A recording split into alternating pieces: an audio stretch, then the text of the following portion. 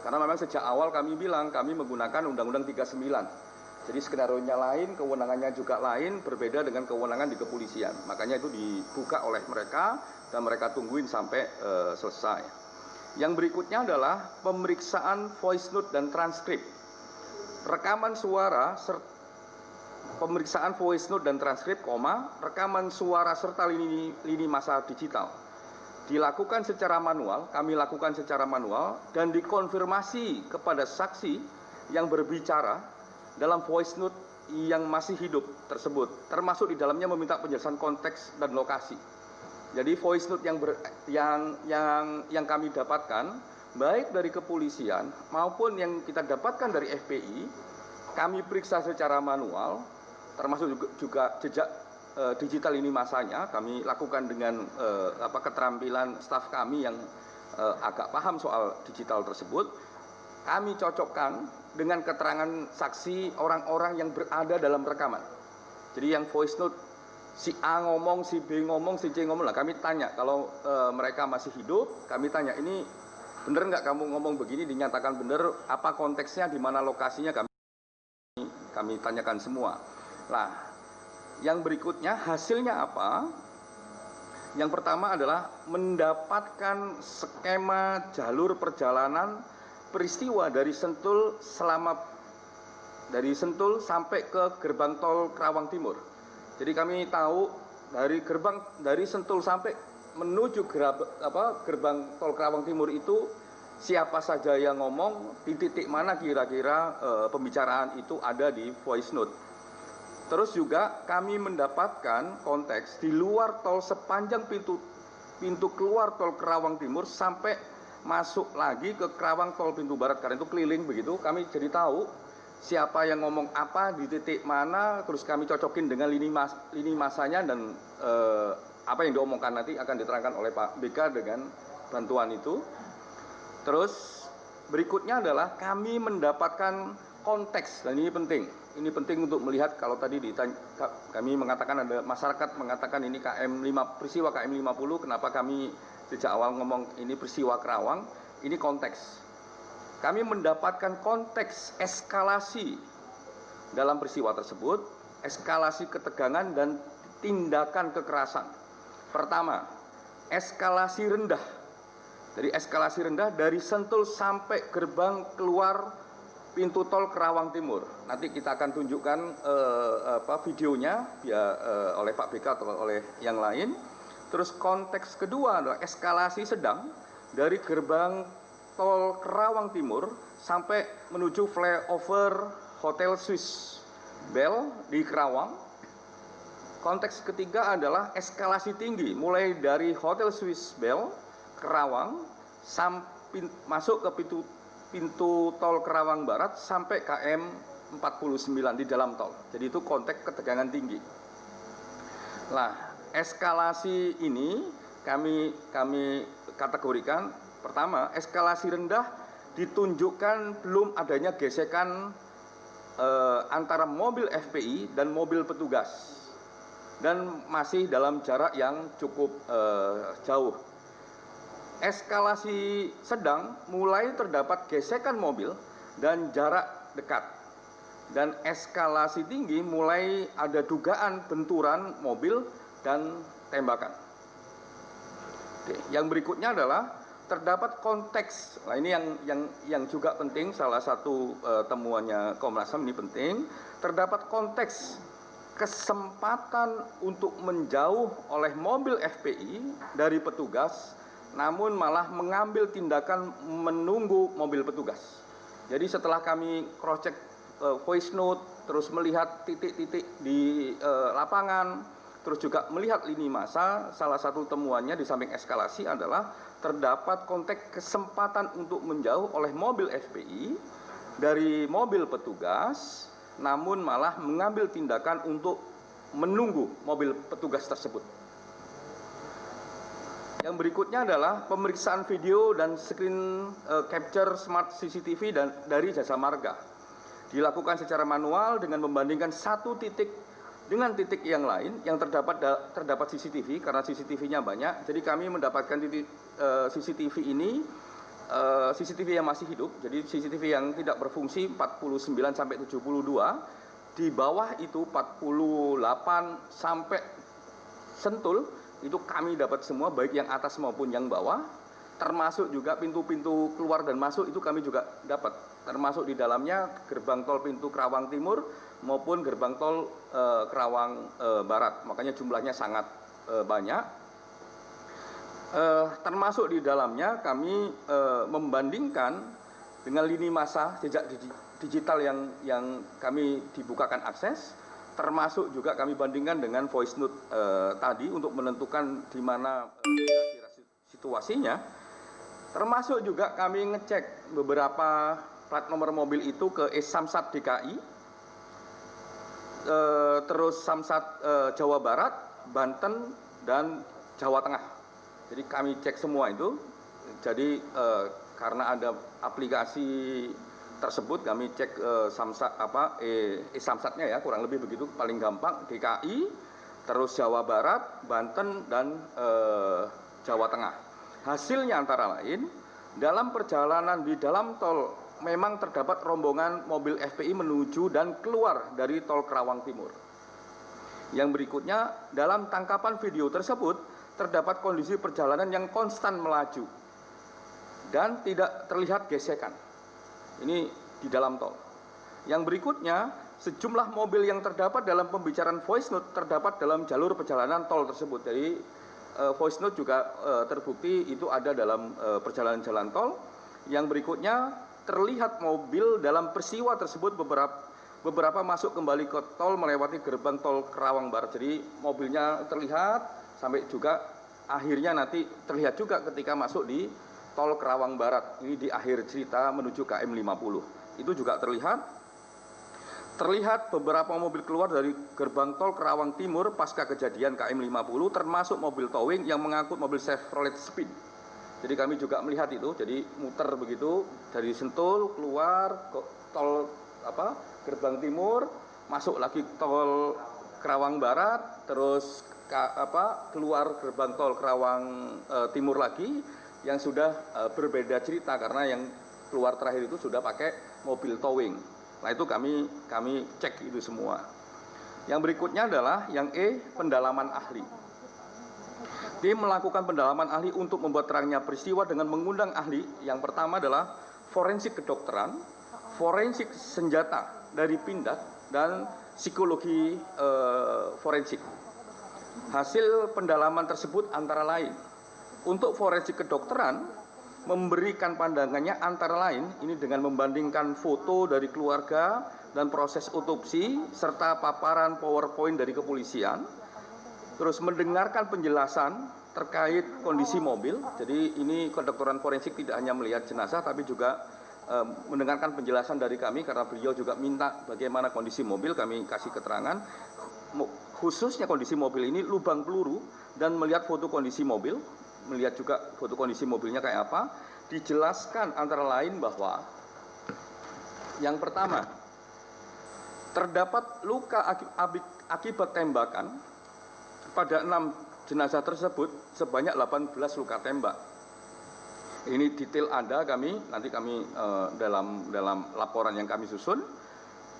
Yang berikutnya adalah terdapat luka jahitan akibat tindakan otopsi. Jadi memang ada luka jahitan tapi itu konsekuensi dari bagian dari otopsi. Terus C, beberapa foto yang menunjukkan luka selain luka tembak dan jahitan akibat otopsi tersebut bukan akibat dari tindakan kekerasan, termasuk informasi akibat pembakaran, namun karena konsekuensi dari waktu dan kondisi tubuh jenazah. Jadi karena kami mendapatkan berbagai informasi, terus juga mendapatkan foto, kondisi jenazahnya sudah banyak yang kayak lebam-lebam, terus mengelupas dan sebagainya. Itu penjelasan ahli dengan melihat perbandingan foto di awal dan di akhir, di awal sebelum kondisi jenazahnya dilakukan otopsi sampai kondisi terakhir yang diterima oleh keluarga, itu bagian dari konsekuensi jenazah dari tubuh. Bahkan juga beliau bisa bilang kenapa kondisi jenazah dengan waktu yang kurang lebih mirip, yang satunya misalnya konsekuensinya lebih banyak, yang satunya kok malah enggak, itu karena posisi tubuhnya yang terdapat gizi, kolesterol dan lain sebagainya berbeda-beda satu dengan yang lain. Yang berikutnya adalah psikologi forensik. Psikologi forensik memberikan pandangannya antara lain ini metodenya ya, dengan mendengarkan voice note, terus melihat foto korban, terus melihat juga foto-foto saksi, mendengarkan penjelasan kesaksian. Jadi kami jelaskan kesaksiannya, dan beliau juga bilang ini sayangnya dia tidak bisa wawancara langsung, jadi tanpa mendengarkan wawancara secara langsung ini, antara lain memberikan pandangan bahwa tidak terdapat beban dalam pembicaraan oleh pembicara. Jadi dalam pembicaraan voice note itu tidak ada beban. Jadi kalau ada ini bebannya ketakutan dan lain sebagainya, enggak, tidak ada beban katanya dalam pembicaraan tersebut oleh pembicara dalam voice note. Terdapat baseline persiapan untuk bertahan dan melawan. Jadi karakter dasar dari pembicaraan tersebut adalah baseline-nya bertahan dan melawan. Nah, itu yang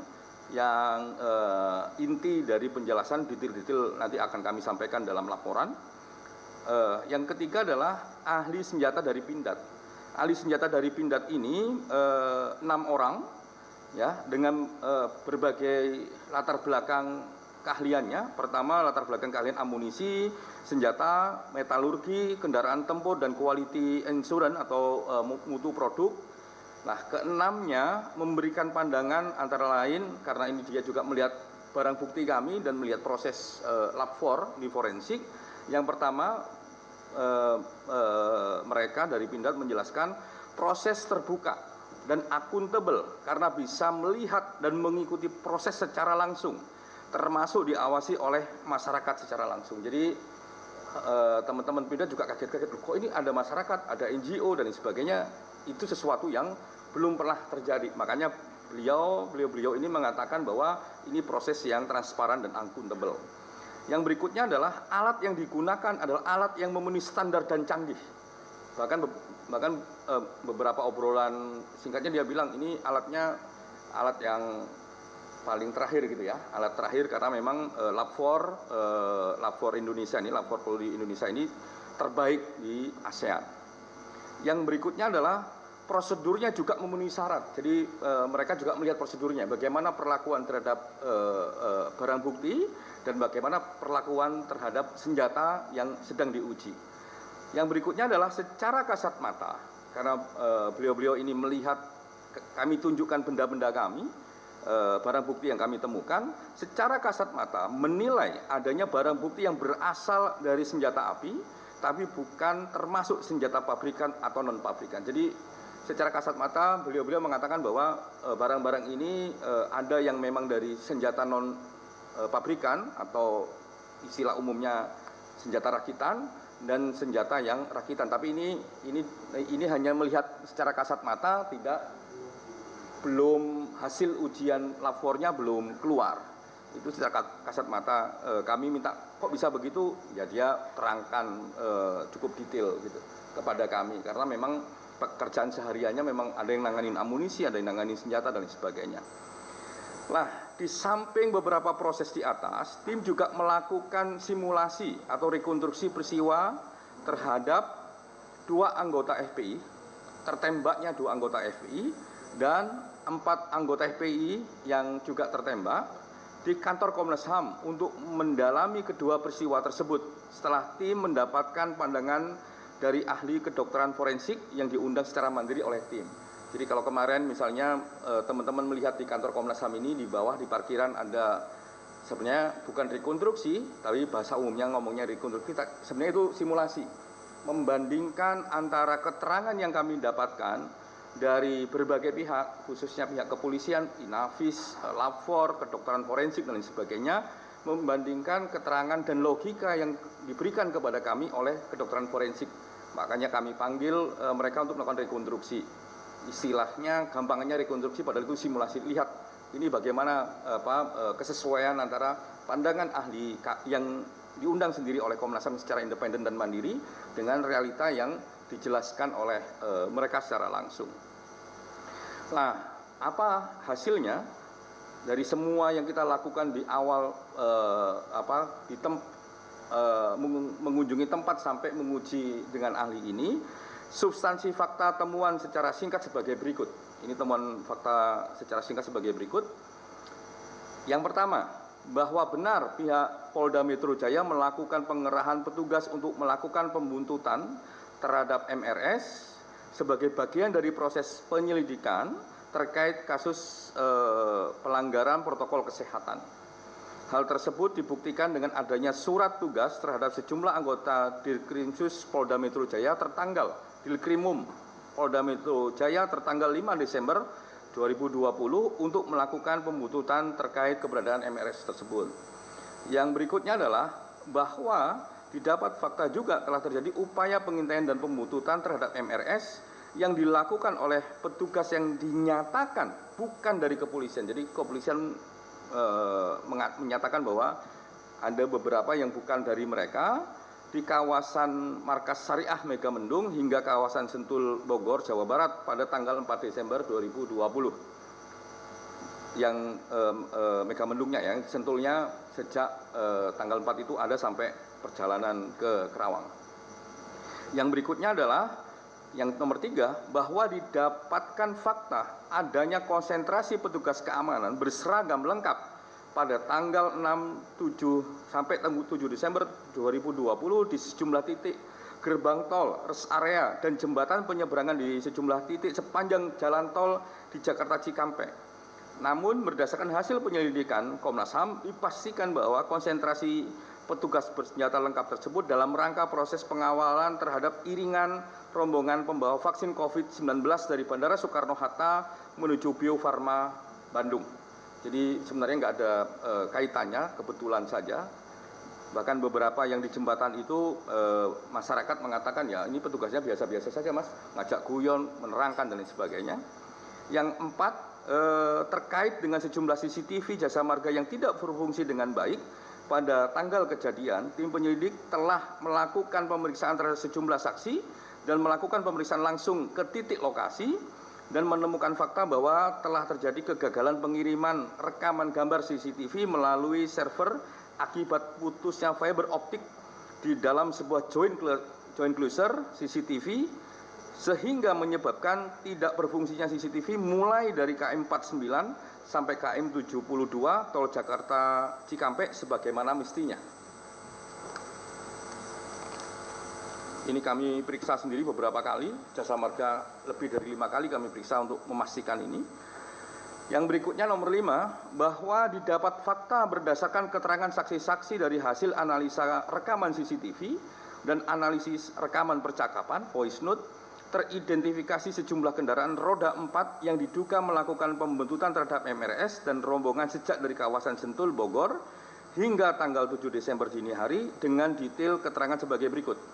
Antara lain, Avanza hitam dengan nomor polisi B1739 PWK, Avanza warna silver dengan nomor polisi B1278 KJD, mobil petugas dengan nomor polisi B1542 POI, terus Avanza warna silver dengan nomor polisi K9143EL, Xenia warna silver dengan nomor polisi B1519 UTI, terus Land Cruiser ini nomornya belum teridentifikasi.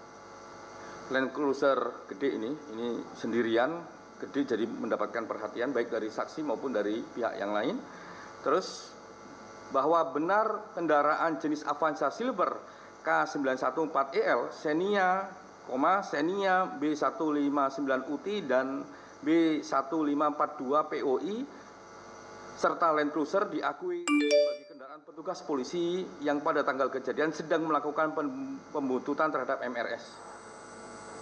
Kalau yang Land Cruiser itu terakhir saja, dia datang keterangannya datang cuman pendek, dia nggak terekam dalam CCTV juga.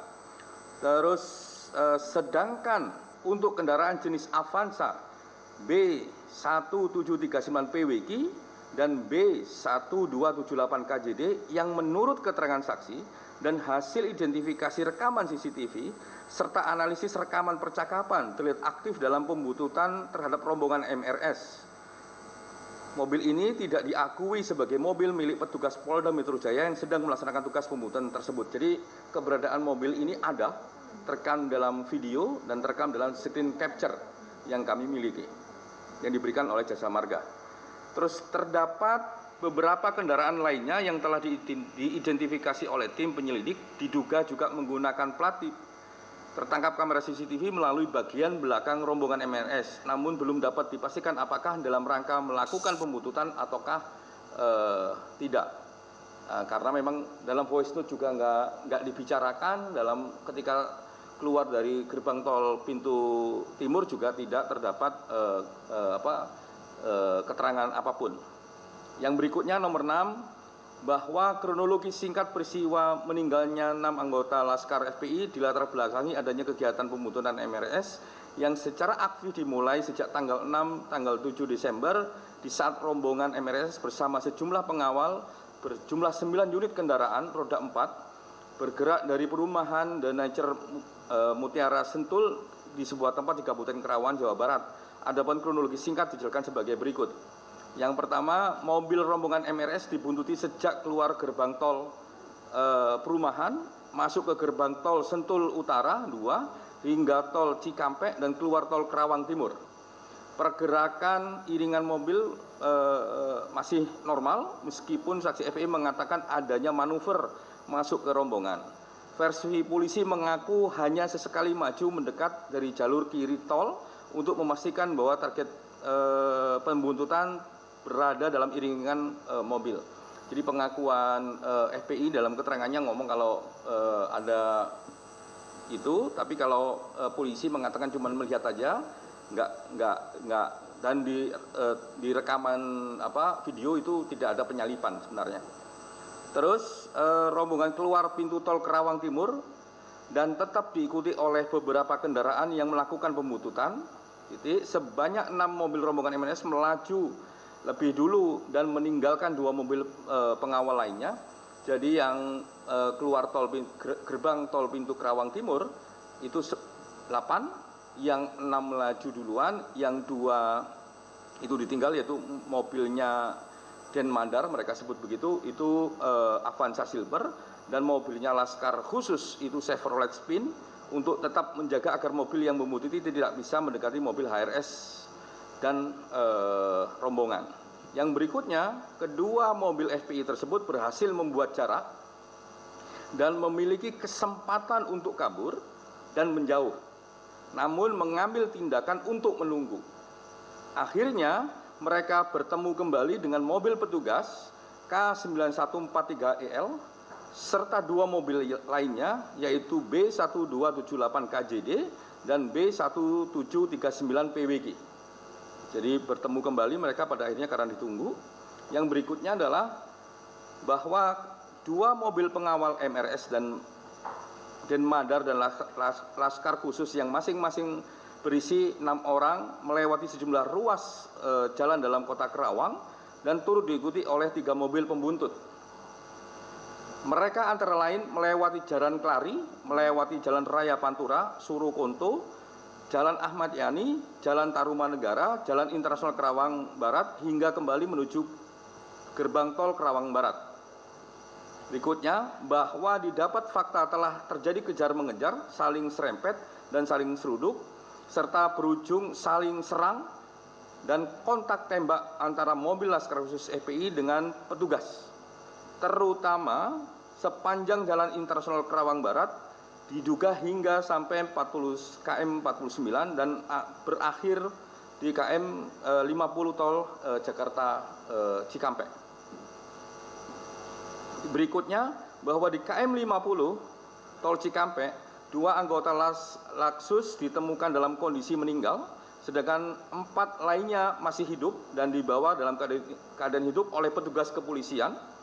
Terdapat pula informasi di KM 50 terdapat pula informasi adanya kekerasan, pembersihan darah, pemberitahuan bahwa ini kasus narkoba dan terorisme, pengambilan CCTV di salah satu warung, dan perintah penghapusan dan pemeriksaan handphone masyarakat di sana.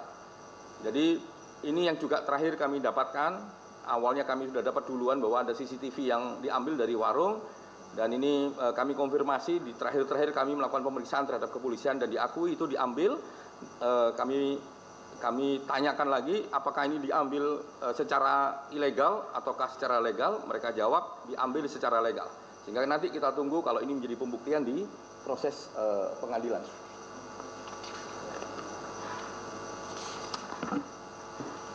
Oke. Berikutnya adalah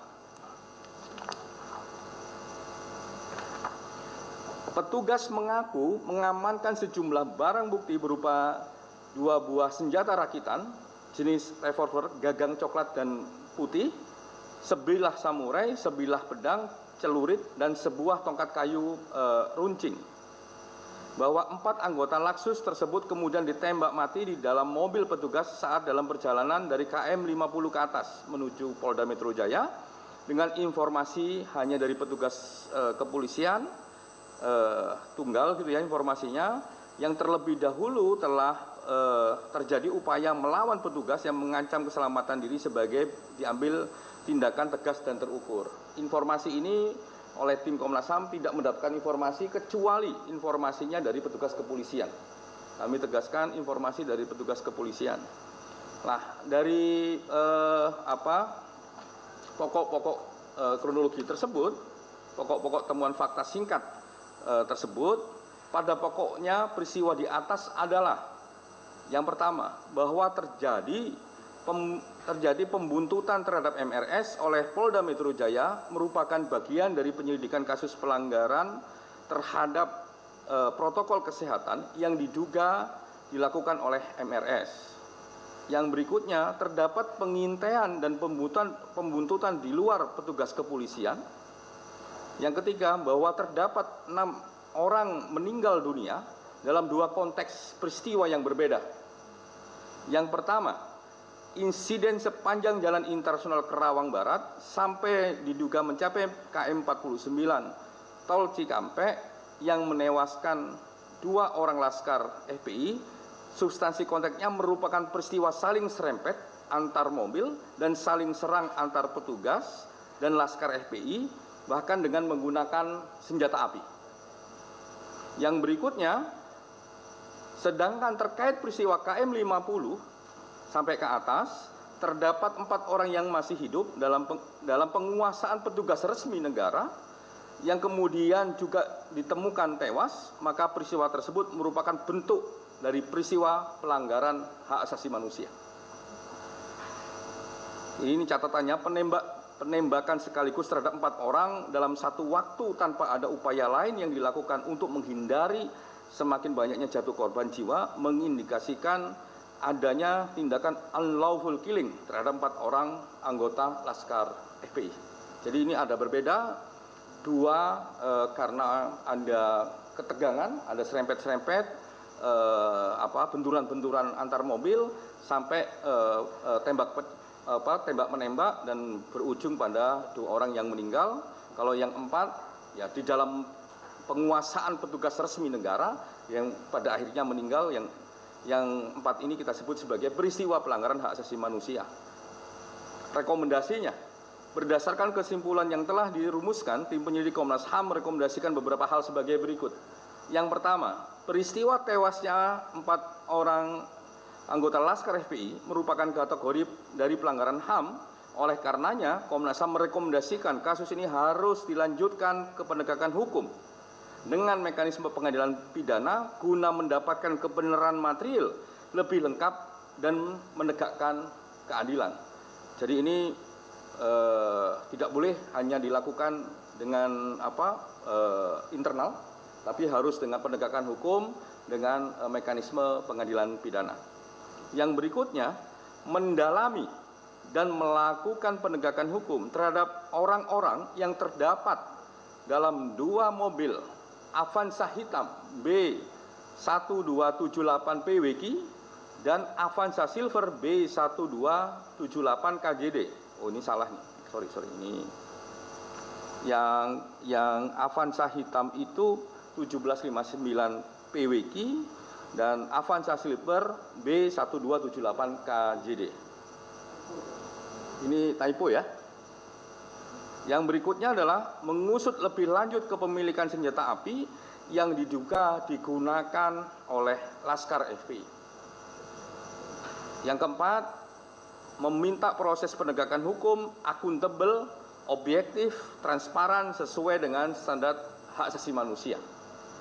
Nah, demikian laporan dari tim. Terima kasih. Terima kasih Pak Khairul Anam selaku Ketua Tim. Yang tadi saya katakan Saudara Khairul Anam ini adalah Komisioner Komnas HAM yang membidangi pemantauan dan penyelidikan. Jadi sejalan dengan Undang-Undang 39 1999, salah satu mandat Komnas HAM melakukan pemantauan dan penyelidikan manakala ada dugaan pelanggaran HAM, maka Saudara Anam lah yang kemudian memimpin tim bersama anggota-anggota dari staf Komnas HAM. Nah, untuk memperjelas konteks lebih luas ya, karena ini peristiwanya kan tidak gampang untuk dipahami penjelasan dari itu. Jadi kita akan meminta lagi keterangan tambahan, nanti disampaikan oleh Pak BK, dilanjut oleh Pak Amiruddin Al-Rahab, supaya publik semua, terutama media massa, lebih jelas dalam memahami konteksnya.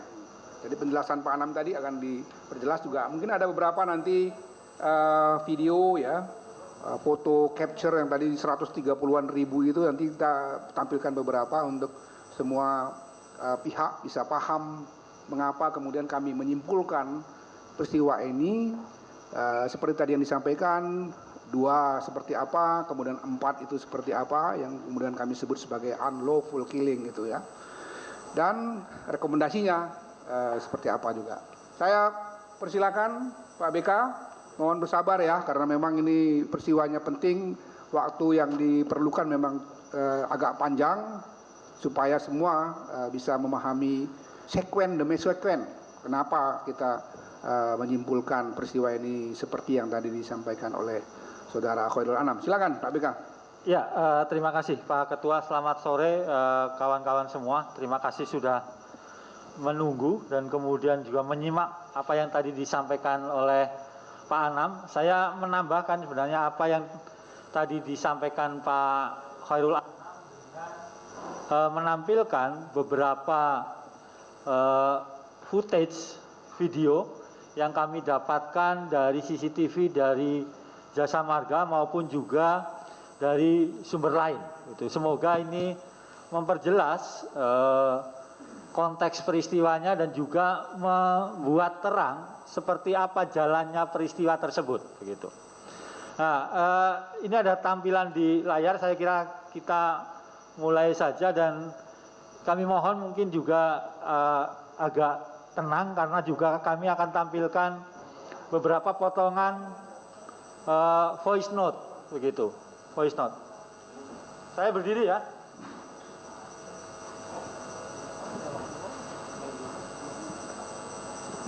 Ya saya bawa aja. Oh ada.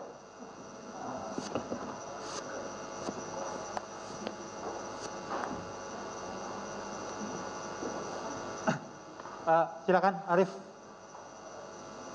Jadi kira-kira dari tadi penjelasan Pak Anam sampai kemudian kesimpulan, rangkaian peristiwanya dimulai dari Sentul, begitu.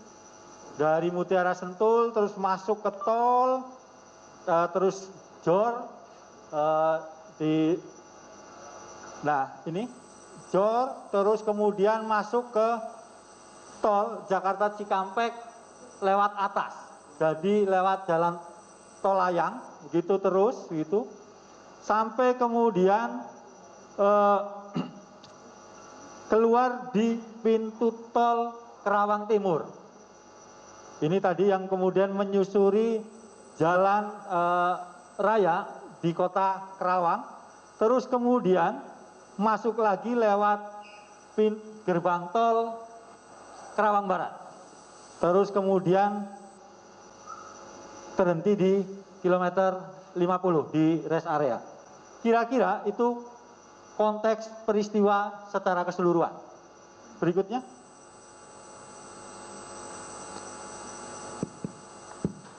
Ini jadi jam 23 rombongan MRS bergerak dari Mutiara Sentul menuju gerbang tol Sentul 2. Ini bisa diperdengarkan?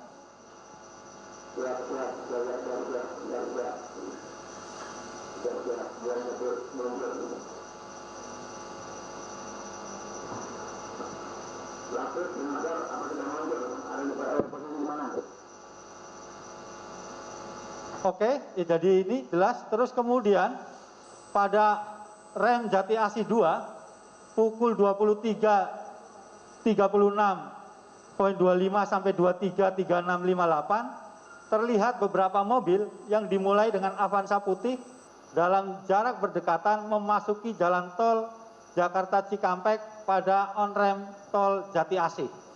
Ini kira tangkapan atau footage yang kami peroleh di Jati Asih pada pukul ini antara 23.36.25 23.36.58. Nah, ini KM 11 23.46.42 sampai 23.47.06. Mobil-mobil tersebut terus beriringan sudah masuk pada tol Jakarta Cikampek elevated dalam waktu yang berdekatan.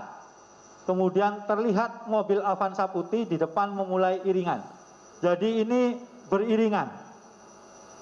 Dari sini kita lihat masih konstan begitu, tidak ada upaya salip menyalip begitu. Dan kemudian rekamannya seperti apa? Diulang lagi, Dik. Oke. Terus berikutnya? Oke, ini di kilometer 16.500 23.4131 sampai 23.4155. Ini kenapa kami capture yang bagian seperti ini tadi untuk menyesuaikan dengan lini masa yang ada di voice note. Jadi kenapa kemudian KM 11, KM 16 plus 500 itu untuk menyesuaikan dengan voice note yang ada, disesuaikan itu. Jadi kita cross check begitu. Kemudian iringan rombongan kembali terlihat diawali dengan mobil putih dan tanpa ada gesekan.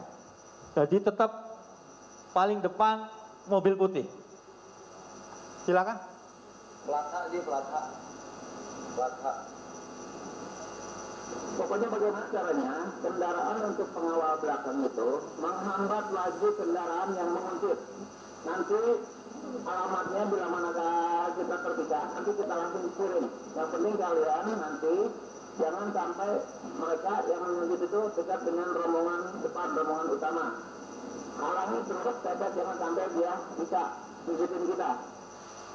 Artinya dari voice note yang ada memang ada komunikasi dan kemudian ada yang menginstruksikan bagaimana kemudian mobil-mobil pengawal itu untuk bertindak. Begitu. Berikutnya. Pokoknya bagaimana caranya? Ini kilometer 24 di pukul 23.46.42 sampai 23.47.05 masih di atas. Iringan mobil terlihat juga dimulai dengan mobil Avanza putih dan diikuti mobil berikutnya tanpa ada gesekan. Jadi konstan. Mobil Avanza putih selalu yang paling depan. Avanza putih yang pakai plat nomor ada simbol biru. Warna biru. Jadi ya. Sorry, ini stop dulu deh.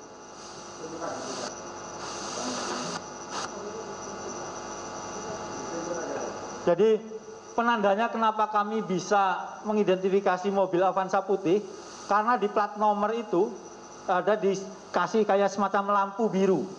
Itu. Lampu biru itu yang kemudian memudahkan kita mengidentifikasi. Ya, di samping tentu saja ada capture-capture-nya. Nanti kita perlihatkan. Rekamannya, Arif?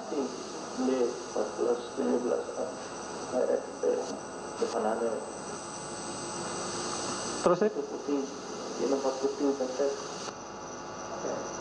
Begitu terus? Itu putih, nomor putih, Oke, terus? Nah, Awasin Pajero putih tuh, Bang Egi. Bentar. Nanti Bang Egi. Pajero putih. Dari tadi dia mepet sekali juga tuh. Rada-rada ngeliatin. oke. Jadi ini sudah kemudian hujan dan iringan rombongan terlihat melaju cukup cepat dengan diawali Avanza putih sampai pada mobil Avanza Silver terlihat tidak ada gesekan. Jadi kami menyaksikan dari Avanza putih pertama sampai Avanza Silver paling belakang itu tidak ada gesekan. Ini tetap ada di atas jalan tol. Rekamannya, Arif? Awasin Pajero putih tuh, Bang Egi. Sebelah kanan ente, Bang Egi. Pajero putih. Dari tadi dia mepet sekali juga tuh. Rada-rada ngeliatin. Oke, terus?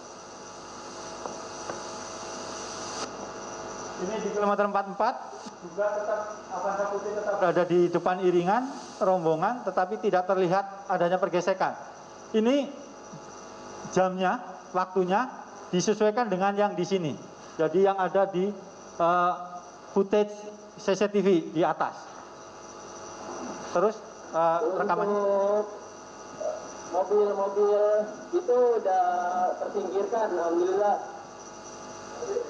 Steril, alhamdulillah. Ini yang tadi sudah dijelaskan Pak Anam dalam konteks psikologi forensiknya itu seperti apa. Begitu. Berikutnya. Untuk di kilometer 48 dalam rekaman terlihat hujan dan gelap. Mobil-mobil tersebut terus melaju dengan dalam jarak berdekatan sampai pada turunan elevated di kilometer 48 dengan dimulai mobil Avanza putih. Tetap artinya sepanjang tol kalau kita melihat dari John sampai kemudian kilometer 48 tetap mobil Avanza putih yang ada di depan. Konstan, stabil dalam satu barisan. Berikutnya. siap. Nah, Nanti kita langsung tutup tuh, rombongan. Gimana jangan sampai ini ngikutin kita. Alisan. Oke. Ya, aman. Jaga. Betul nih. Halangin gimana caranya? Kalau mobil kalian gimana caranya? Oke, siap. Izin lepas diri dari rombongan ya. Ani mau ngalih-ngalihin nih sama Denma nih. Bang Egi siap ngalih-ngalihin ya. Kita lepas rombongan dulu aja. Nanti kita minta Sherlock aja kalau sampai. oke. Ini kemudian gerbang tol Karawang Timur pada pukul 00.12.14 sampai 12.58. Mobil Avanza Silver dan mobil Chevrolet Spin melewati gerbang tol Karawang Timur sembari memperlambat laju kendaraan untuk menghalangi dan mengalihkan mobil yang membuntuti rombongan MRS. Sementara itu, 7 mobil lainnya melaju cepat ke dalam kota Karawang. Jadi 2 mobil ini kemudian mencoba menghalangi supaya yang menguntit itu kemudian memperlambat begitu dan kehilangan jejak. Jadi ini tangkapan CCTV yang ada di gerbang tol. Jadi ini ada ketangkep ini di 12.14 dan kemudian yang kedua adalah di 00.12.18. Terus? Nyetir nih, ada di belakang ente. Kalau jangan jangan sampai buka awas ya. Bang Abang agak ke kiri bang, agak ke tengah bang, biarin dia nggak bisa nyalip bang. 8-6, tutup habis. Kunci, nanti dia kasih makan bang. Ini konteksnya kemudian pada rute ini di gerbang tol Karawang Timur sampai Jalan Ahmad Yani Karawang di Bundaran Plaza 0013 sampai 0023 mobil Chevrolet Spin dan Avanza Silver EPI menghalangi laju mobil yang diduga penguntit terutama yang berplat nomor PBQ dan KJD. Ini dari sini sampai ke sini begitu. Berikutnya. Oke, bawa pelan aja bang, dia pasti ngikutin kita lagi kena hambatan di belakang dia bang. Kesian bang, kita tungguin bang. Siap. Ini kita udah bikin busing dia dulu nih, soalnya udah jauh banget nih dari mobil Habib. Odon, ini ambil lurus, kita terus aja bang Odon, yang penting target abang. Yang penting kau sampai lokasi dengan tenang, ya. Ayo memuter-muter dulu, ame kiri dulu nih, 2 kit. Jadi Kirdun ya, bukan Kidrun ya. Ada kesalahan typo gitu. Ini dari lokasi Belt-in Karawang, lewat bundaran mobil spin dan Avanza memperlambat laju untuk menunggu mobil penguntit kembali mengikuti mereka yang sempat tertahan di belakang. Jadi tadi yang disampaikan Pak Anam tadi, sebenarnya dua mobil FPI itu punya kesempatan untuk meninggal dua mobil penguntitnya, tetapi kemudian mereka memilih untuk menunggu. Dua mobil ini menuju arah Hotel Swiss Belt-in Karawang, sementara 7 mobil rombongan utama MRS sudah berada jauh dari mobil spin, Lasus dan kemudian mobil Avanza dan Madar dan melewati rute lainnya. Ini tertangkap yang tadi disampaikan Pak Anam, tertangkap di CCTV PHD Karawang, Pizza Hut Delivery Karawang. Ini, ya, seberang Swissbell ya, kemudian di pukul 00.28.38. Berikutnya. Nah, ini kemudian Swiss Belt-in Karawang, kemudian ke gerbang tol Karawang Barat. Memasuki jalan layang Ahmad Yani dari depan Hotel Swiss Belt-in Karawang sampai gerbang tol Karawang Barat terjadi eskalasi yang tinggi antara mobil spin Lexus dan mobil Avanza dan Madar dengan mobil penguntit. Hal sebagaimana temuan berupa ini, sorry dikecilin lagi. Nah, ini pecahan kap mobil di Masjid Al-Gamar, ada proyektil di depan toko bangunan Mega Material, proyektil dan selongsong di, bentar ya, sorry, kecilin lagi. Di Taman Jalur Putar Balik Budaya, proyektil dan selongsong di seberang Hotel Novotel Karawang, proyektil di Jembatan Badami. Ini, sorry, Arif, yang diklik barang buktinya. Ini kira-kira area temuan barang bukti dari Komnas HAM. Jadi ini yang kemudian membuktikan memang ada eskalasi tinggi, ada gesekan. Dan kemudian ada juga saling tembak di situ. Ini di sini, terus kemudian kecilin lagi nih. Chevrolet Spin dikejar oleh mobil penguntit. Berikutnya. Ini di 00.33.38 sampai 3.43. Avanza Silver B20 Uli melewati gerbang tol Karawang Barat. Kemudian truk putih yang berhasil dilewati oleh Avanza Silver dan menahan laju mobil spin. Kemudian Chevrolet Spin melewati gerbang tol Karawang Barat. Ini buktinya CCTV entrance. Terus kemudian mobil petugas menyusul mobil spin dan berhasil mendekati di tikungan melalui sisi kanan mobil di area terowongan tikungan yang mengarah ke KM 48. Ini penjelasannya dari ini gerbang tol Karawang Barat. Kemudian Chevrolet Spin dikejar oleh mobil penguntit itu di sini. Ini, nah ini ada sedikit tambahan keterangan. Kenapa juga tadi seperti Pak Anam lama, begitu agak lama, mencocokkan antara setting waktu antara gerbang tol CCTV di gerbang tol Karawang Barat yang masuk dengan kemudian yang mau ke Jakarta, begitu. Jadi ini ada perbedaan setting waktu begitu. Nggak tahu ini apakah karena pengaruh baterai atau yang lain, kita tidak tahu, tapi ada perbedaan waktu antara CCTV gerbang tol Karawang Barat yang masuk dan yang keluar itu sekitar 12 menit. Ini yang kemudian juga harus dicocokkan secara manual. Ini buktinya di sini. Berikutnya. Sudah habis ya? Kira-kira seperti itu kalau kita melihat dari rangkaian CCTV.